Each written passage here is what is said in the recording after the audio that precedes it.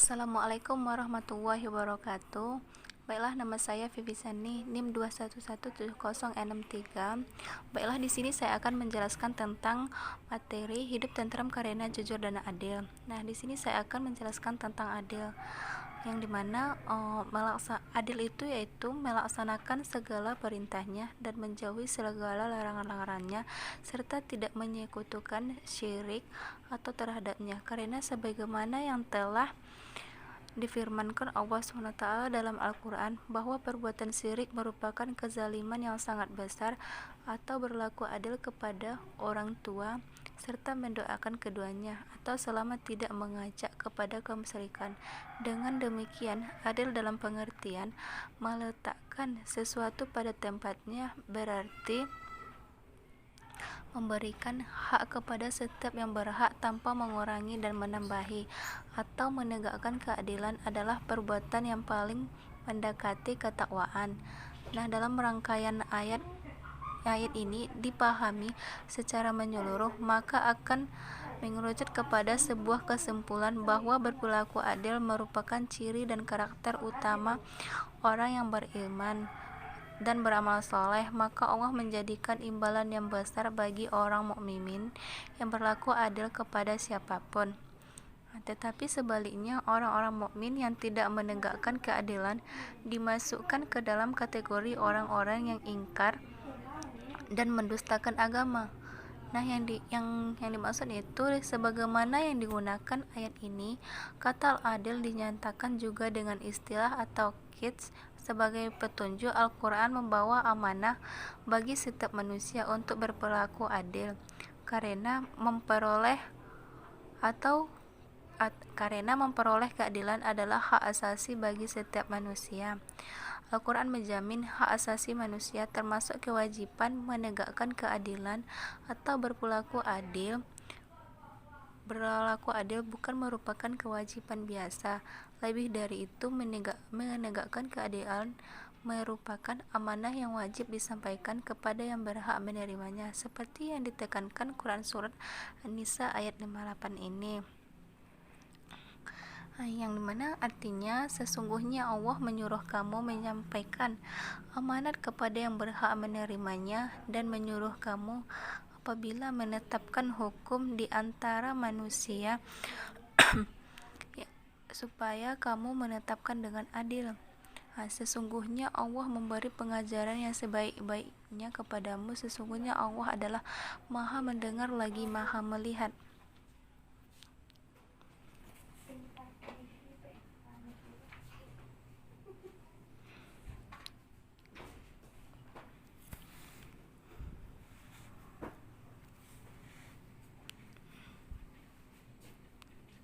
Al-adil sebagaimana yang banyak didefinisikan oleh para ulama, bahwa adil itu tidak mesti harus sama, tetapi pengertian adil adalah meletakkan sesuatu pada tempatnya, menyampaikan hak kepada yang berhak menerimanya. Sebagai ahli tafsir mengatakan bahwa yang dimaksud dengan kata adil ini di sini adalah tauhid, bahwa berlaku adil kepada Allah adalah tidak memberikan hak ubudiyah kepada selain Allah SWT, yang dimana al-ihsan sebagaimana yang sering kita baca biasa diartikan dengan perbuatan baik. Kalau mengacu kepada definisi Rasulullah dalam hadisnya, maka al-ihsan adalah Bismillahirrahmanirrahim, ta'budullaha ka'annaka tarahul fa in lam takun tarahu fa innahu yaraka, yang dimana artinya perumpamaan atau ihsan itu adalah ketika beribadah terasa seakan melihat Allah, dan kalau tidak mampu mencapai derajat itu, yakinlah bahwa Allah melihatmu. Hadis Jibril dari Umar bin Khattab.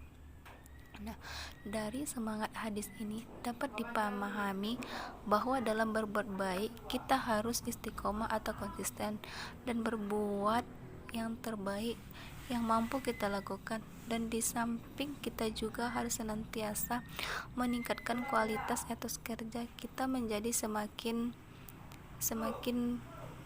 baik. Salah satu amal baik yang harus kita pertahankan adalah menjaga hubungan silaturahim dengan para kerabat, yang salah satu caranya diwujudkan dalam bentuk menyantuni dan memenuhi kebutuhan, untuk menunjukkan perbuatan atau perkataan yang sangat keji. Dan di dalam Al-Quran banyak digunakan untuk menyatakan perbuatan zina. Ini di dalam Quran surah Al-Isra ayat 32.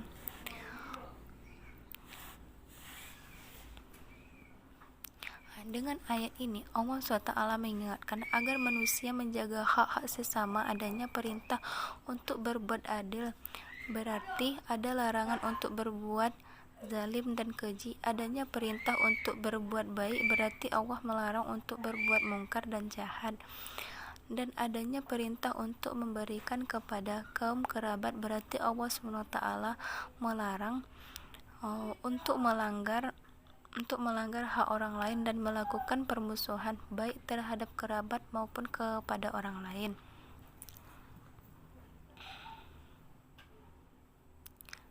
Yang dimana umat Islam dilarang melanggar sumpahnya sendiri. Sumpah merupakan salah satu kajian fikih yang apabila dilanggar dituntut untuk membayar kafaratnya. Sumpah merupakan sebuah komitmen seseorang terhadap diri sendiri untuk melakukan sesuatu. Oleh karena itu, kita tidak boleh main-main dalam bersumpah dan tidak boleh menggunakan sumpah untuk melakukan penipuan terhadap orang lain, seperti yang termaksud di ayat ketiga Quran surat An-Nahl ayat 94.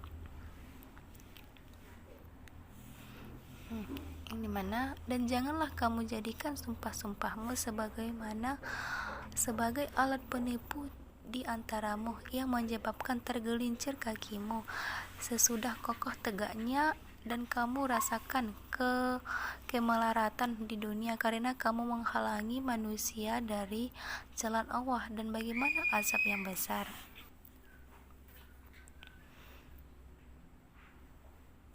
Yang dimana Al-Quran adalah kebenaran, tidak ada keraguan di dalamnya karena semuanya isinya benar dan tidak diragukan bahwa Al-Quran itu adalah benar wahyu Allah. Sebagaimana yang telah dibahas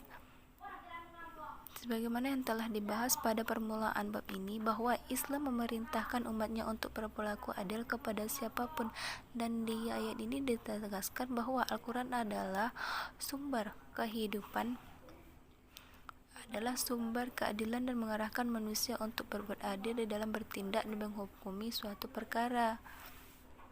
Dan karenanya salah satu fungsi Al-Quran adalah menegakkan keadilan.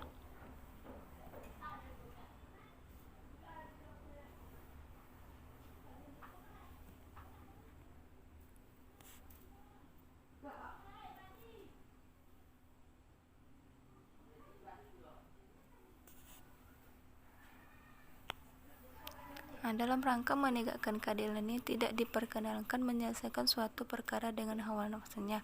Memutuskan perkara harus berdasarkan ilmu sehingga terwujud keadilan, bahkan ketika dalam kondisi marah dan emosi. Seorang hakim tidak diperkenankan untuk memutuskan perkara.